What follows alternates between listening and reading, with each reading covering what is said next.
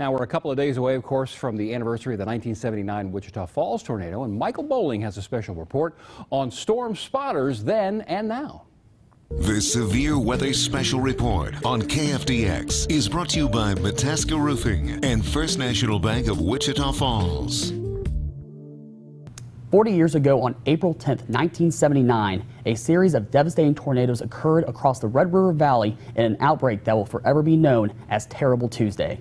The deadliest and most destructive of these tornadoes made a direct hit in Wichita Falls.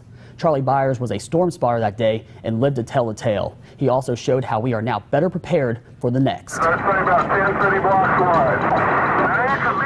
wide. It was massive. It was so big, and I had never seen anything like that. I'd seen tornadoes, but not anything as big as that was. And of course, it was very devastating. After the storm passed, the deadly tornado caused nearly $500 million worth of damage and left Wichita Falls unrecognizable. There were no landmarks. You couldn't find your way because there was nothing in the area that you were familiar with. It was all piles of lumber, destroyed homes, buildings, and it was difficult to try to navigate through the city. 45 lives were lost as a result of the tornado, and another 20,000 were left homeless.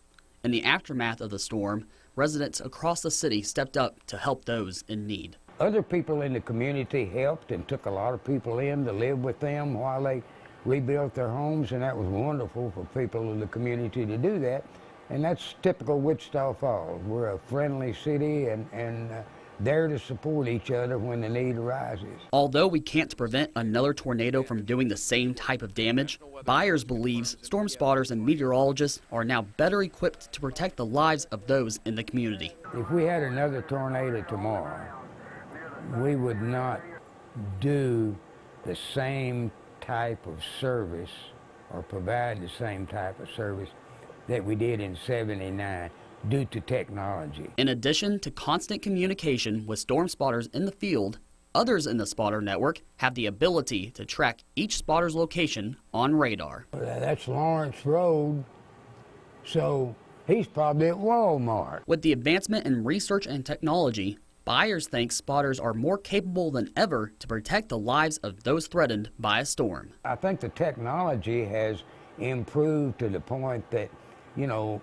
if people will pay attention to what they're being told, then they're going to be safe. But if they don't, they could be in trouble. Also included in the technological advancements, a drastic improvement to the lead time of warnings and a reduction to false alarms.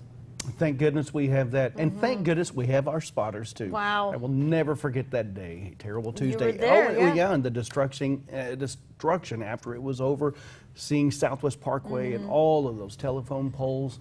It was a terrible, terrible time for sure. Crazy. Okay, guys, we will be right back.